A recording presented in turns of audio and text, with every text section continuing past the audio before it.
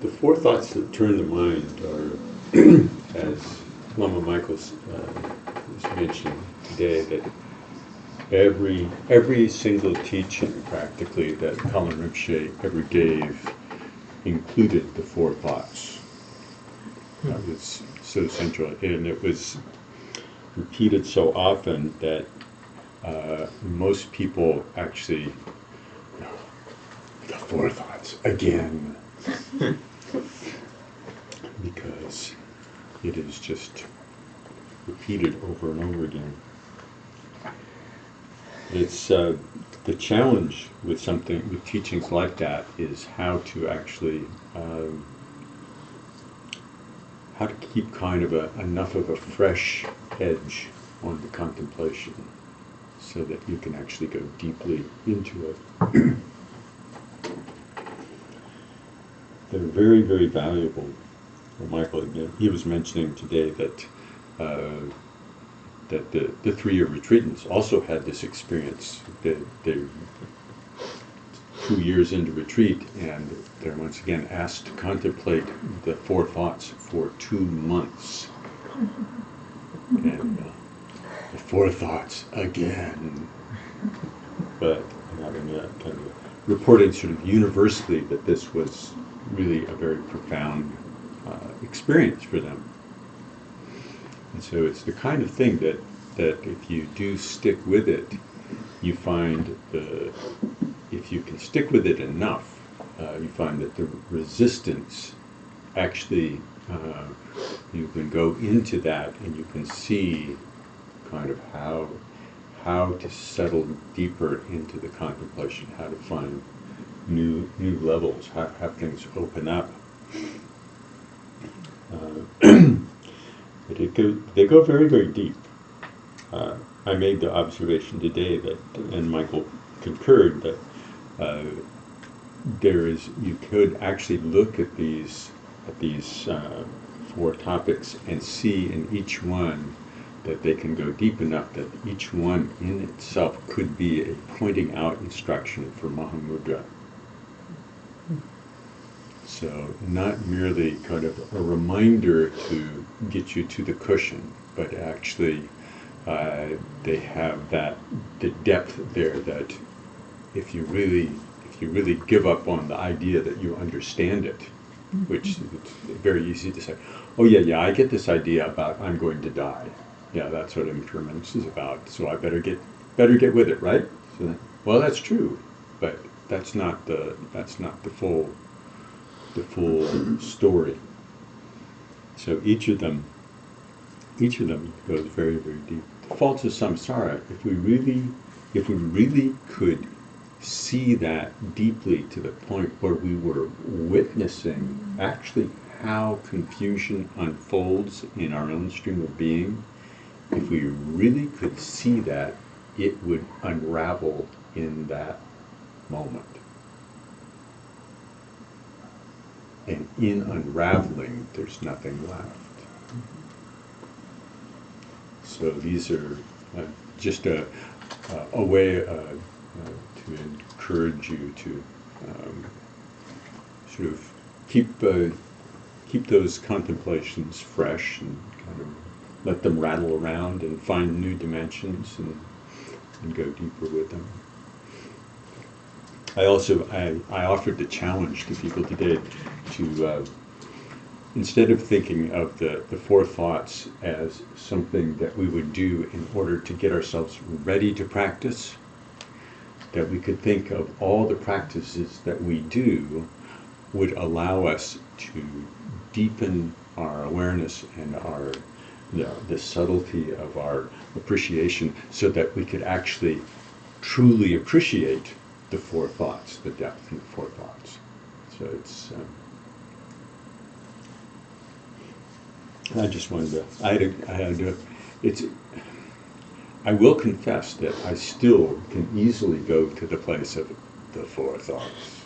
And I have to kind of pick myself up and really kind of try to find a fresh edge. And then my fresh edge just turns into my recollection of how I was once inspired by something, but I'm just kind of chewing it over again. So today I enjoyed very much because I did actually have one of these experiences of, oh yeah, I'm really being able to go into it and have things open up more. So. And one thing people could do if you have time and you don't want to sit and read or meditate is listen to the streaming from this morning. It was really quiet this morning and into the afternoon. It was quite a good meditation. Also, one thing as Bill was talking, it reminds me of something about how to be a student of the Dharma. And one thought is that when we hear something like that, Four Thoughts or Four Noble Truths, that's my more favorite one, to watch people go, oh yeah, okay. Now let's talk about something real like deity practice or Nidra or something exciting. But to look at that attitude in our own minds, what is that? The attitude that goes, I know those, I heard that, I'm tired of that, I did that, I didn't get anywhere. Just really looking right at that, because, and this is something I've really been seeing lately in my own practice, because there is so much arrogance and pride right there. So much arrogance and pride. It's really astonishing when you start looking. Oh my God. Yeah, I know that. I'm done with that. I wish they'd talk about something interesting. I'm Buddhist. I know Buddhism. Yeah, I'm a Buddha. Except I walk out of here and I don't treat people right and I continue causing my own suffering. So it's just helpful to see those kind of things in our minds and to then make some effort to open, just to open, like one of the sayings I started using a lot at the Abbey, because if you think you hear these commonly here, oh no. You want to sit down with venerable children talking for 2 hours about the Four Noble Truths. And I mean, you can just be like, but you have to find a way to open and open and open. And as you do, as Bill said, there's something that shifts out of the way. And you go, wow. Like this morning, I felt like I heard these in a different way than I have for a while. And I could also watch my mind clamp down. Oh, heard that before. Oh yeah, that story, he's told that. But just watching, oh, clamping down. What am I doing? Just let go. And one of my, I started realizing I think I kind of do bumper sticker Buddhism, but it works for me. So one of my bumper stickers, when that is happening, is just to say to myself, I don't know. I don't understand. Even not, especially when I'm in that pride of I do know, I do understand, I go, oh really? Kind of looking at yourself like, oh really? Yeah, you're all that. Well, what if you don't know and you don't understand? And that's helpful. For me, it moves me off of that. Just gives me a little wiggle room, in there. And it's also like we ended up saying today, Mama Michael, especially towards the end, you have to be able to laugh at that self-centered self. That one that knows, that one that's going to help everyone, that one that's going to fix everything. You have to be able to look at it and go, yeah, okay. Sure. You're all that. In a bag of chips. But I don't want to go following you, Already, that's what I've already been in that. It did not help. So it was quite a good set of teachings, and yeah, really take a listen if you can.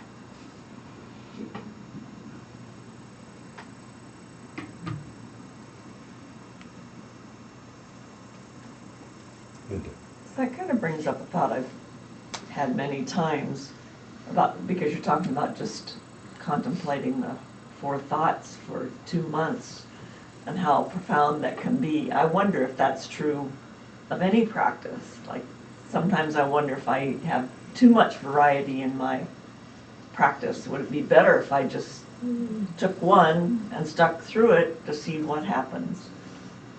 But then I hear you talking, hear it said that you want to keep it fresh too. You want to have it interesting so that you sit on the cushion, get yourself there. So it's, So what do you think?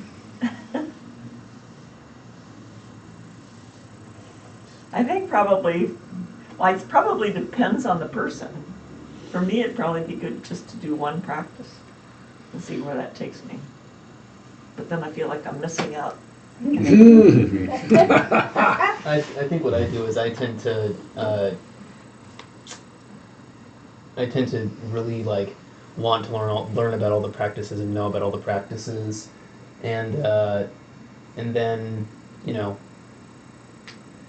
I'm just thinking I'm just thinking about the Dharma as a cool thing to read about, and generally just a simple practice is really the only kind of practice I can sustain. But at the same time, reading about Dharma still helps it stay interesting. So I think it's kind of like the two-dish thing that you always talk about, Zoba, where if I can find a balance between my love of learning about it and my practice, then I would be doing okay. Yeah, I relate to that. Yeah. I think really having to kind of face the crazy boredom, having to face the resistance, having to face all these things, I think is a very important place in practice. That said, you have to have enough fortitude and the right supporting circumstances to really do that. Otherwise, you just freak out and leave. Get miserable. Yeah, you Get miserable. get miserable, declare failure, or false victory, and False victory. one or the other, whatever allows you to bad. get out the door Not bad, I'm done. and forget about it. But that is, if a person really does have enough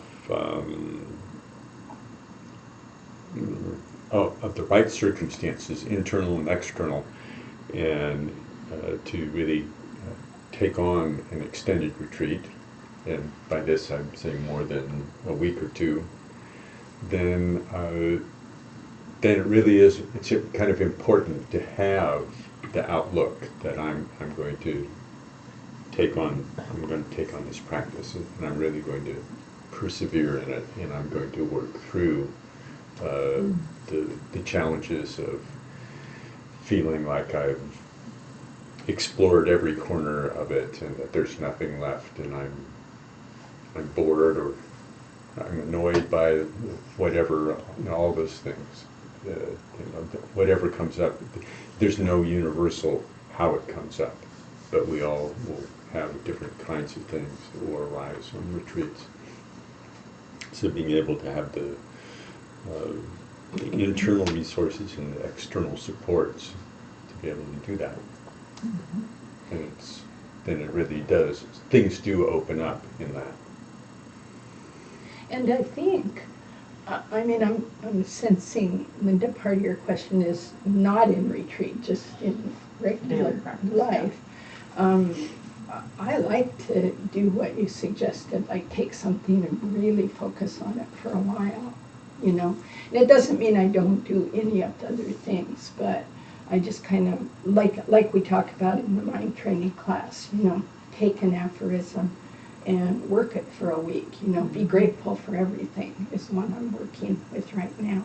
And it's so nice during the day to remember that. I'll be feeling grumpy about something or critical, and then be grateful for everything. It's like a little slogan goes across, and all of a sudden I go, oh yeah, right. This is good. So just choosing something like that, and it could be one of the four thoughts. This is my precious human life. You're sitting at the computer and your back aches and you're sick of, want to answer one more email. Wow, precious human life. Take a minute and think about that. Wow, I'm able to be here, communicate, have all this technology, working on Dharma in your case, or helping people, and it's just, it's like an instant little lift. So I think we can do it. Pick one thing for a week. That's kind of your go-to thing, and see what happens. When you mentioned having the aphorism, one of the virtues in having a fairly simplified approach is that you know what it is. Yeah. Like my practice for the week, my caring practice for the week is be grateful for everything. So it's like, you don't have to shuffle through cards and think about, this really Carry a big book. I don't know, do you need this one? Yeah. It's just, Quite nice. that's what it is. And I think the four thoughts could work that way. Yeah. Like this week, it's all about impermanence for me. I'm going to just watch. Shift. I have actually done that with the four thoughts, but not stuck to it for Yeah. like months at a time without doing anything else. I guess that's my question, whether it'd be beneficial just to do the one practice rather than doing other practices as well. I'll try that. Depends on how hard you want to work. Consistency's hard. Yeah, I mean, the only way we know these things is to try them out. No one can tell us, because the Dharma is such a huge medicine chest, and you open it up, and in the West especially, we get shown and taught hundreds of things. It's quite confusing. People come and they don't know Zen from Tibetan, from, Theravadan, and how should they? They just went here and went there and this and that, and it's all mixed together, and indigestion occurs. And I was like that, and I remember talking with my teacher, and she was able to say, oh, well, you got exposed here, and here, and now let's just look at a blueprint, And it was like, oh, okay, now what do you want to do? What do you want to pursue for a while? And you have to try it on and see,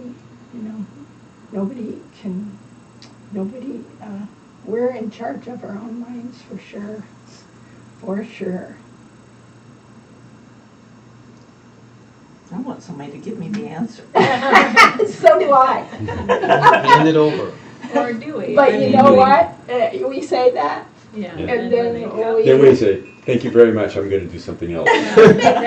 we all say we want that, and we really actually don't. No. Because when somebody gives it to us, we walk away. The And Mahamudra it's like- program Yeah. sets out. Yeah. Yeah, That's kind of a prescription. that's true. And It's the whole so thing. then what? Yeah, so then why aren't you just doing that? I'm just saying. Or do you see that by doing those, because that narrows it down, I mean, it gives a daily practice with some contemplation and some practice, and then, and if you're doing the Ngondro, then it gives you another big practice to do. So, I think that's what the Rinpoche was trying to do. But then it still comes down to us working with that and Yeah. seeing that, if we feel that fits us, and can we just stick to that advice, or what else are we trying to consider?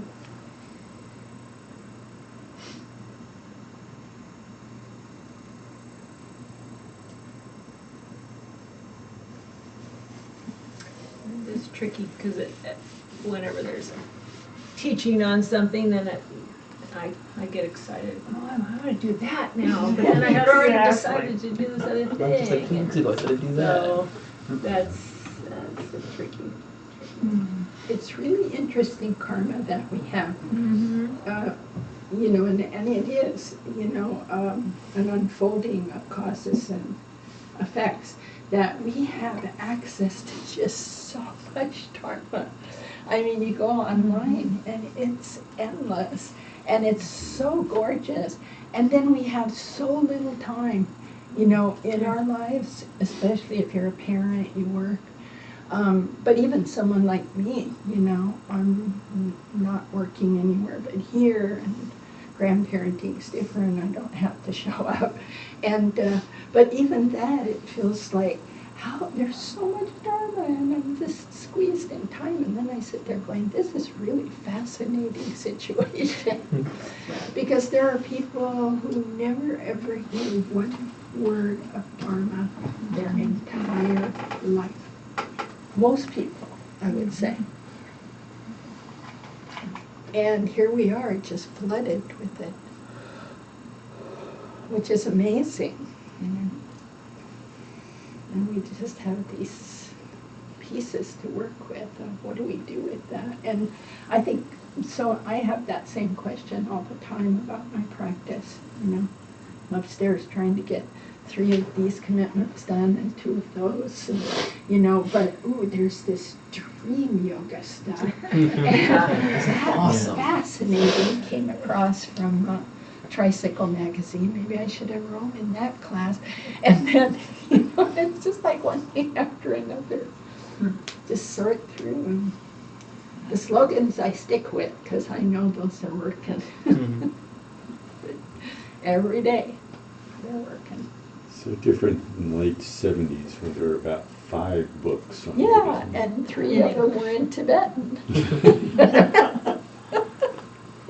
And they were all mixed up with Alan Watts. And, and it was like, who are these And Lama people? Govinda. Yeah, Lama Govinda. No, not Lama Govinda. Lama Yeah. Govinda was pretty good. Madame who's the, Blavatsky. Oh boy, yeah. yeah. I had my theosophy days. Yeah. I mean, there was very little, and these are all wonderful people that we're saying, but it was early Westerners going in their interpretation of what they were Taking some hearing severe and liberties. seeing, and it could be really confusing. Very Christianized, some of it. Thus the word sin came out pretty quickly in the early translation, sin. Some of Ken MacLeod's early translations included things like thou and thine, and it's like you're not just transcribing the King James Bible. But wanting to have sacred language. Yeah. Interesting. Yeah, my mom told me she found a book called The Buddhist Bible at a garage sale the other day. She's got it for me, and I asked her, I don't think I know about the Buddhist Bible, Mom. And, she's like, I thought you'd like it. So Have you she seen said it? it was like copyright like in the 1930s. Mm-hmm. It's Wow. It sounded, I kind of asked her to flip through it and read to it. It sounded kind of like a textbook, on Buddhism, like kind of an early, English language textbook on Buddhism. And there were kind of chapters of like, the Buddhist teachings and some of the, Yeah. the 4 thises and the 7 thoses. And I kind of like, I was like, okay, it sounds like kind of like somebody tried to put together a textbook of Buddhism like 80 years ago. So I'll be interested to look at it. I told her she should read it. It'll be interesting to hear that there's these and thous and sin, and it'll be just interesting to see what language it's written in.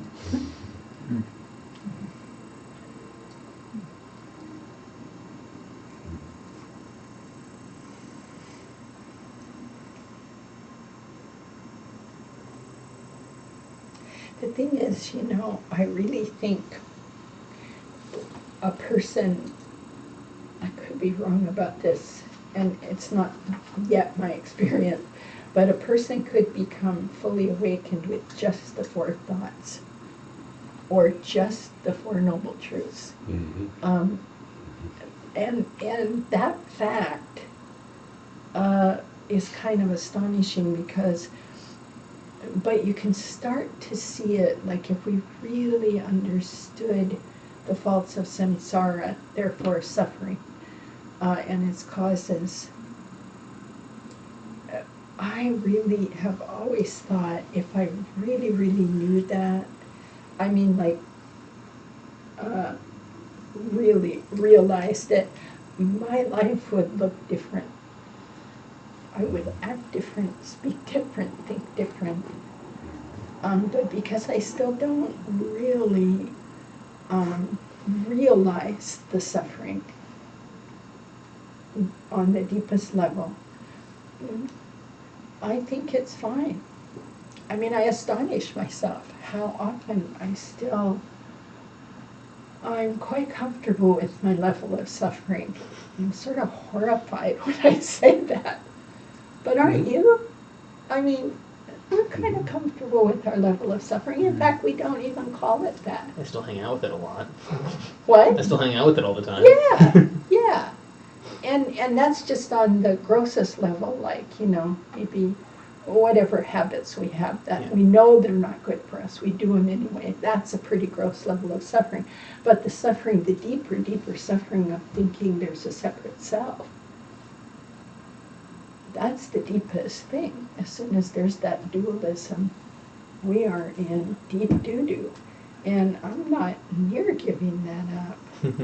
I'd like to. And there's flashes, of course, and there's work to be done with it, especially around equanimity is good, I'm so same as everybody else. But we just don't even get, as Bill said, the depth to we don't get how to work with these yet. We're learning it, but they can go all the way, So they are not something to hurry through, be bored by, all of that. They are the meat and potatoes. Maybe the salad. I don't know. It's hard to, I say that and it's hard to get it. It's a word to get it.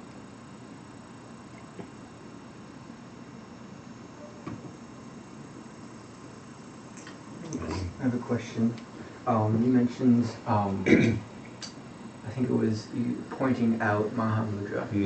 And I've read some about this just pointing out, so I wanted to clarify that notion of pointing out the nature of mind or pointing out Mahamudra. I get the feeling that it doesn't mean explain.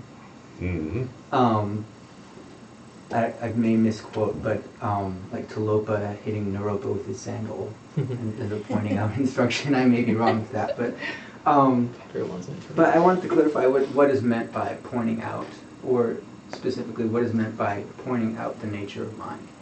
I'll get my shoe. Look out. You can slap your head.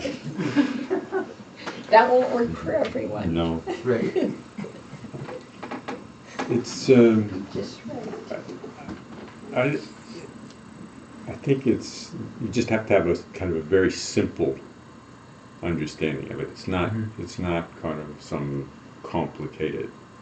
I always took it very literally. It's, just about being kind of literal about it is just fine. Because it really is sort of like somebody points out the moon and you see the moon. Yeah. So, oh! It's like nothing else is necessary.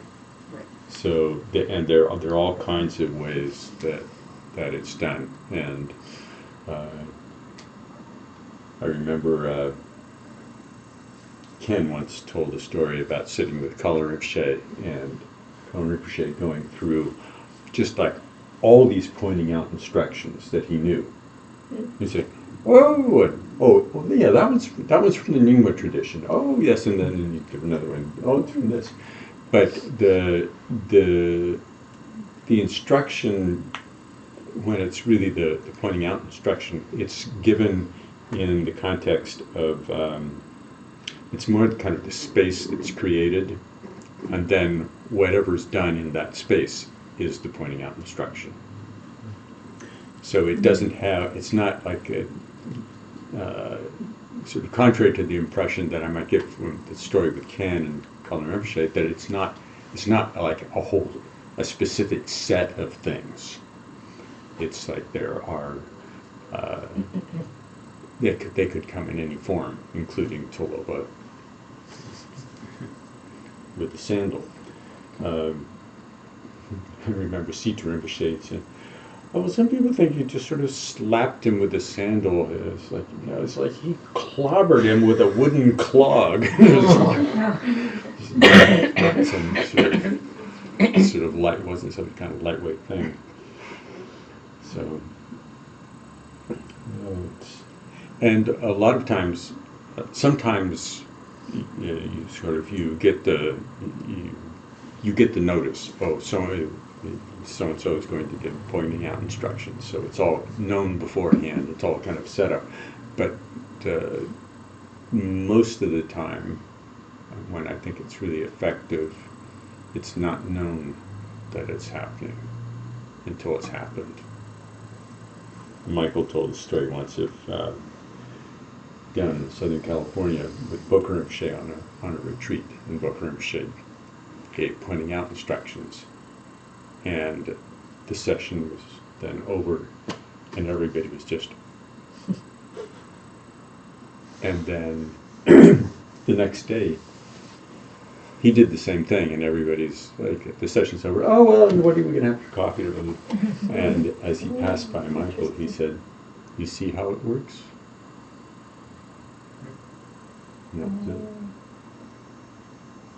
Yes. So there's it's interesting. It's not the form. It's definitely not the form. It's not the form, like these words. You know, it reminds me of koans in the Zen tradition, which I've only read about, but originally koans, now there's these books that give you the standard answer to the standard koans, and there are Zen masters who are horrified by this. It's like, you can memorize those koans and those classic answers all you want, and that is bupkis. It has nothing to do with the purpose of these, you know, because that's not going to get you that open space, you know. And the way I learned of it is it's very much usually one-on-one, teacher to student. I've never heard of pointing out instructions in a group. Oh, That's yeah. interesting. Oh, A lot. I mean, that's interesting to me.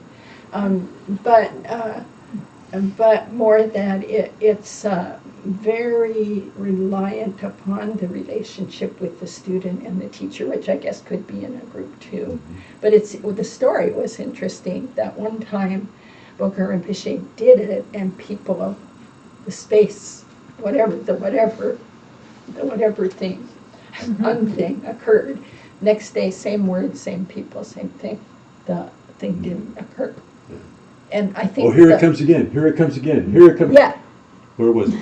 And I think, I think that's a demonstration of it's not the form, it's not the words, but generally, at least in my teacher's, how she passed things on, it would be one-on-one, and you need to be working fairly close with the teacher to get anywhere near that. Yeah. Because they need to know you and your Dharma practice in a certain, close enough to do something very, like slap you with the shoe and know for you that's perfect. But you slap someone else with the shoe and it wrecks their whole Dharma, and then, You're sued for abuse. You're sued for abuse, and you and the teacher go to Vajra hell, or whatever, because they might lose their whole Dharma. They might say, screw the Dharma. That's like way bad if a teacher does something that's even towards the cause of that at all. You can see that, right? So there's a huge responsibility. But, so that's the little bit I know. not so much I understand the point the point of pointing. is to sort of open the door, introduce us to kind of a flash experience of the nature of mind, so that then, through our practice, we we can be more confident when we have more such experiences, or, we're kind of familiar in a certain way, and so it sort of helps us. It doesn't sort of, get us to some state that we Yeah. just stay in, and from then on, it's like, it's really just kind of can just help facilitate sort of an initial experience, or an experience that kind of maybe it confirms some other experience that we've had. But Trump Rinpoche has said too, or it's written from what he's taught, that it's like some people will say, oh, you just have to have this pointing out instructions from someone, and then, but he's also says that it's also okay if you just get the practice instructions and you do it, and gradually the nature of your mind will be pointed out through your practice and through the teachings, and that you don't necessarily have to have this sort of special moment in a formal setting. And that would fit quite well with the different types of, with the different meanings of guru in Mahamudra. The guru means the person, the lineage master person, but the guru is also written teachings, and the guru is also things that happen in your life where you go, wow, that was quite a teaching. I mean, there's no body there, but your best friend dies, and you're like, whoa, there's a teaching, because you get it. You don't just fall into your old patterns. You get something. And then the fourth one is the guru of just the open Buddha nature, Dharmakaya. So then you could get it from any of those four levels of the guru. So it wouldn't necessarily need to be a person, a physical person. But then you have to really practice to get that.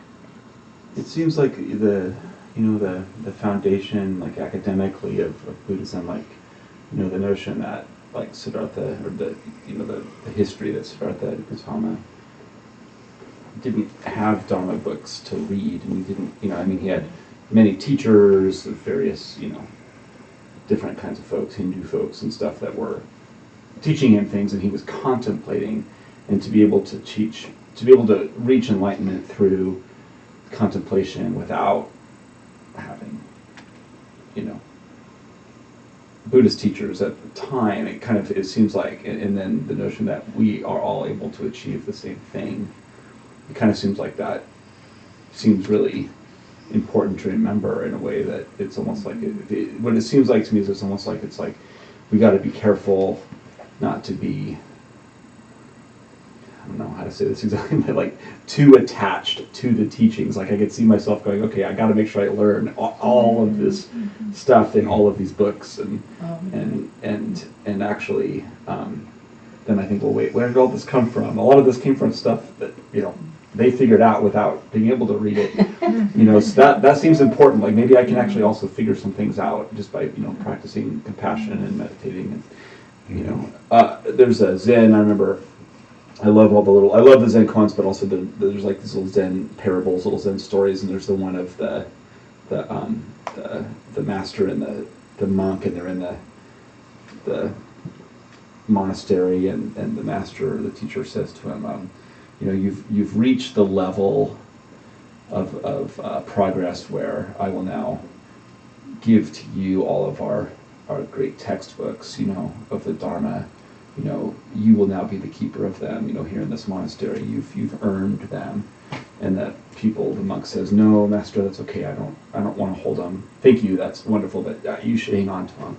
And then the master says, no, you've gotten to the level where they're yours now. You will be the keeper of them, and I insist you take them. And he goes, okay. And he turns and he throws them into the burning brazier, and they all start burning. And the master goes, oh my gosh, what are you doing? And he's like trying to grab them out of the fire. And the pupil turns to him and he grabs the master. He goes, Master, what are you doing? Like trying to get him out of the fire. And I was like, Yeah. when I first read that, like in high school, I was like, I totally don't understand that, but it seems important. So,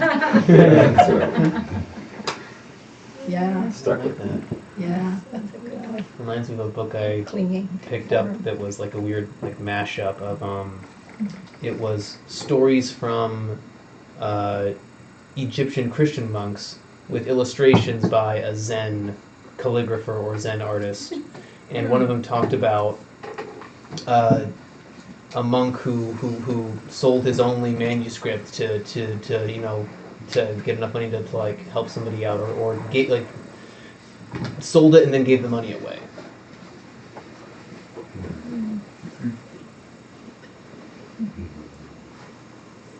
Wouldn't make of that.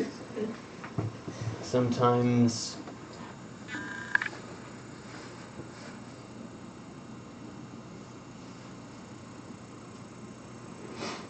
textbooks can be demons. Mm. Yeah, for sure. And sometimes not having them can be a demon. Mm. And that's what we need to see for ourselves. It's important to balance the perspective that you were mentioning about it. Yeah, actually, it's really important to have confidence that this is not an entirely an external thing, that I don't have it, it's all somewhere else, and I have to go somewhere else to get it. Yeah. That the most fundamental thing is it's not that way. It's very important to have that, but it's also necessary to balance that with our need for assistance. That's really kind of a critical piece. And but the core thing is that it will come down to us getting through it somehow. And what we'll get through to is something that is always there. And it will always feel like it's something, it's sort of like it already happened before we saw it. It has that sense of, it's a funny thing, but it's like it was already there. Yeah, I was gonna say, like, I think if someone has real confidence in the teachings, then a lot of the verbiage would be unnecessary. But I think that, and that like might have been how I interpreted that story, kind of like so at that point the words are like a distraction. But I was gonna say that, like in my understanding, like you study the teachings a lot so you can help others. Like if you have like certainty and confidence, at some point maybe, yeah, the reason you would study, you would study so that you could help others, have something intelligent to say. You know what I'm saying?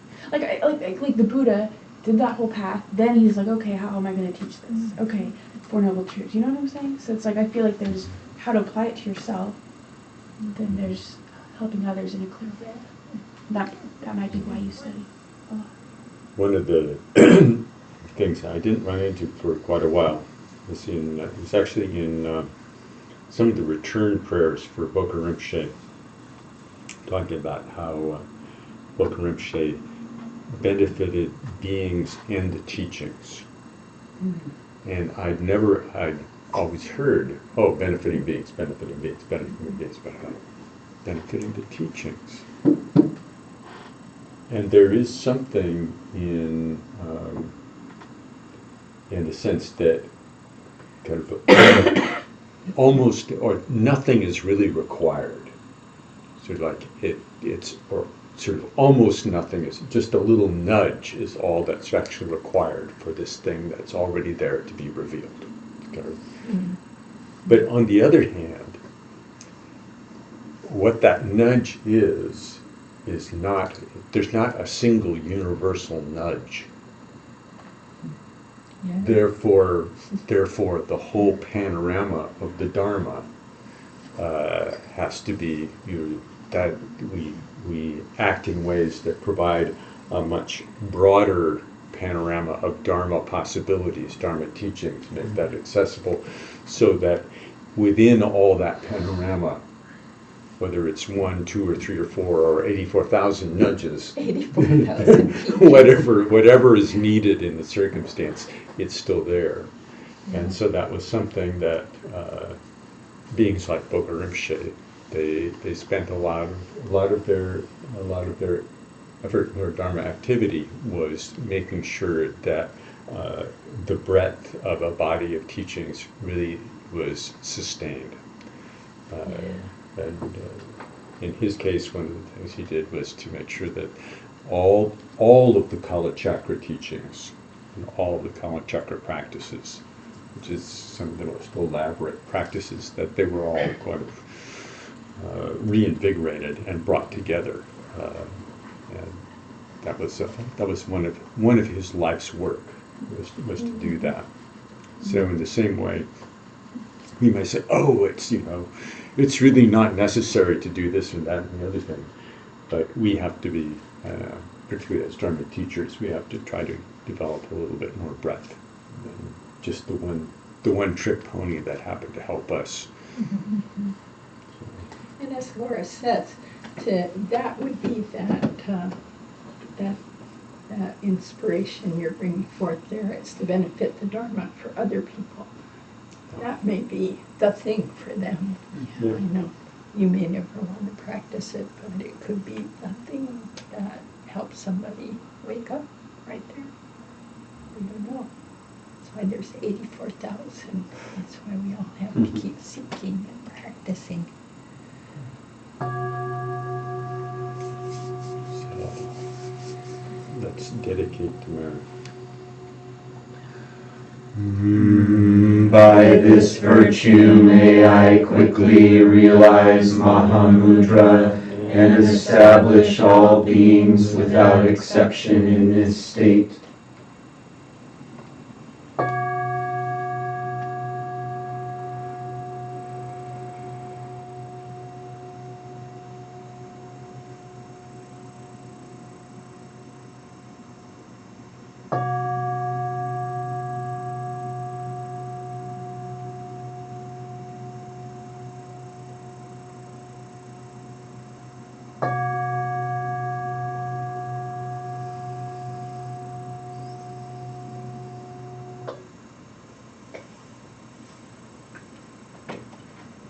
Thanks. Thank you. Thank you.